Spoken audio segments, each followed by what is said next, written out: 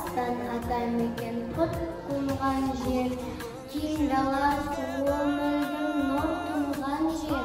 Көк орай бесік пері мақпал кілем қырлары, қызғалдары отырған жер. Мен оның түнін сем, күнін сем, ағынды өзен асқарта білін сем.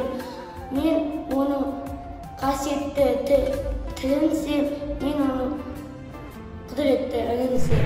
Бар жақсы тілегіміз саған арналады.